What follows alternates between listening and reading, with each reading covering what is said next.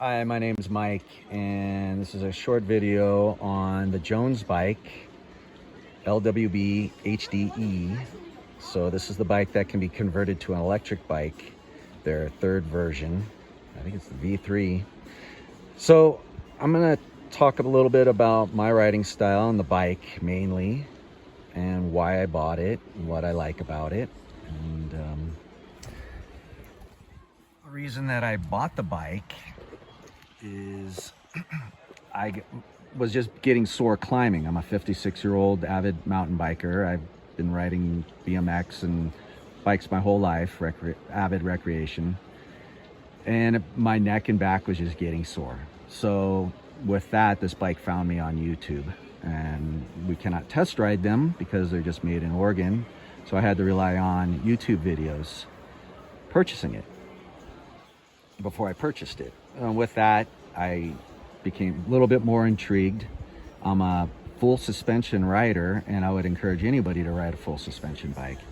However, this with the geometry and what I was reading about it intrigued me, so I ended up taking a chance on it, and Jeff talked me into getting the latest version. I was concerned about how long the rear chain stays are, and really there is no reason for it. This bike's long wheelbase is about equivalent to an extra large Ibis, let's say, full suspension, the Ripley, but I found, yeah, it handles great. And the questions that I had were, whether is the rear chain stays too long, is the bike going to be too heavy, will it really climb that well? I'm not a backpacker. I like to ride rough downhill. I like to climb. This is my workout bike, and I've been very happy with it so far. Normally I'm a very slow level ground rider, and I found that this bike I ride level ground very quickly.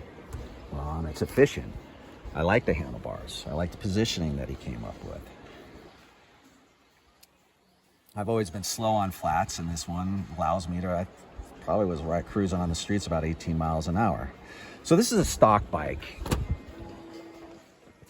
I had it, it came with the street tires. I bought the knobbies, which I recommend. It's got the mechanical brakes. And I changed the seat. The seat definitely needed to be changed. The gearing seems to be fine, and it runs smooth and it shifts nice. So I've been putting it through its paces. I'm up in Tahoe right now, and I rode some single track that was considered black diamond for the sandy South Shore with a lot of rocks. The climb was tough for me. I'm in okay shape right now, but the downhill, it performed great.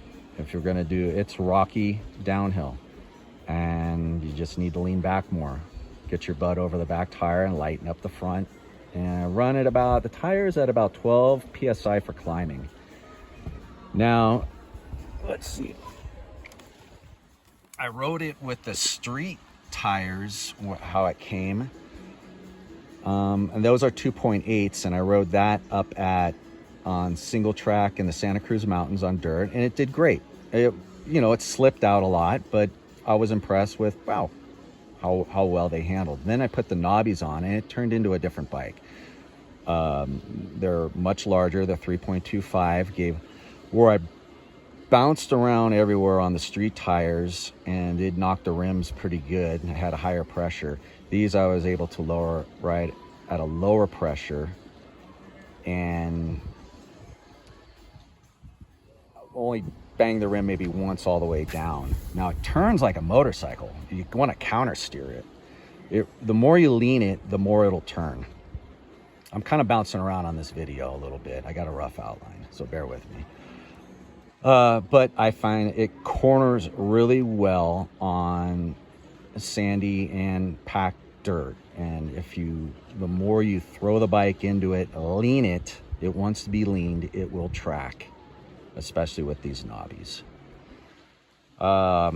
As far as coasting, where I find a difference, I took this up to North Star, the bike park. I really wanted to run it through its paces, and that beats bikes up. I rode the black diamond, the double blacks on this.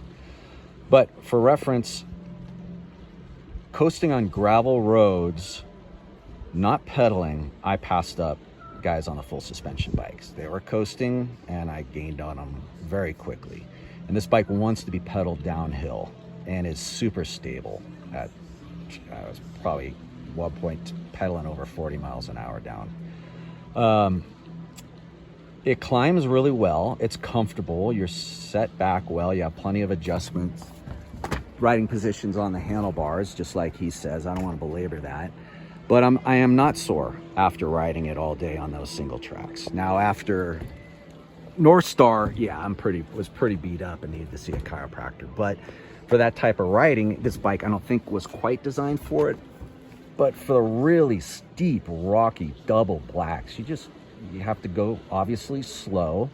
And I passed up a few full suspension guys that were standing, looking at a steep rocky line, and I found a line and rode right through them, and they said, that is gnarly, dude. It got a lot of looks and a lot of comments up at North Star. I was the only one on a rigid bike that day. North Star, it's the ski lift bike park in North Shore.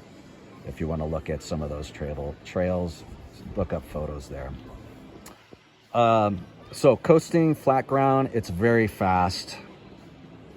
On the steep climbs, technical climbs, not a problem. There's a trail where I rode my Ibis full suspension, and my buddy's got a modern Ibis. There's a small section we had to walk. I outclimbed them on this small, rocky, steep section. It just motoed right up it.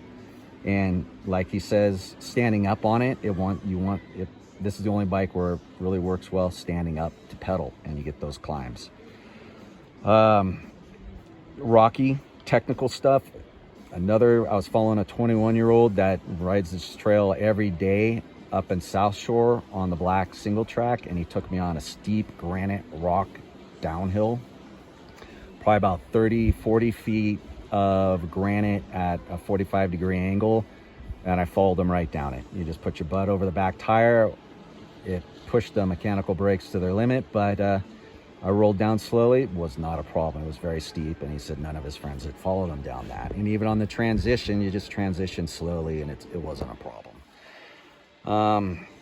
My next upgrades, probably going to be the carbon rims for the wider rims. I've looked at putting Cush core in here. I'm debating about it. They just don't make them quite wide enough, or it'll be maxed out. Carbon rims and the carbon bars will be next. And then maybe the fork. That's a pretty good investment. The seat was a definite upgrade.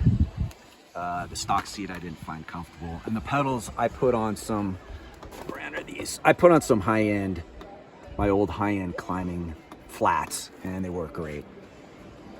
So I'm happy with the bike. I'm glad I bought it. I had to wait 5 weeks for it. I think this is a medium. It's great for long rides where I would always get sore on long rides. And this will probably be my lifelong bike. I'm gonna maybe get a higher end full suspension, which I've always been used to. But then again, if I go to North Star again, I'm probably better off renting a bike.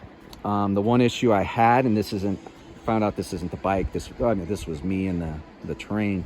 I did bend a rim and lost air pressure and punctured the tire up at North Star, banging a rock. Really, this came down to, it's the terrain. Talking to the bike shop, everybody bends a rim, but it shows that I did ride this as hard as I think it could be ridden. Jumped it, I cased it on a jump, landed freaking really hard. It'll beat you up. I was exhausted, my legs are sore, but it's doable. It's not made for double black and black diamonds, but I wanted to push it and see what. So I recommend the bike. I'm gonna put some more videos on it, hopefully of riding. And yeah, I'll talk to you soon. Thanks for listening. Hope this helped. Please leave any comments below or questions too. Thanks.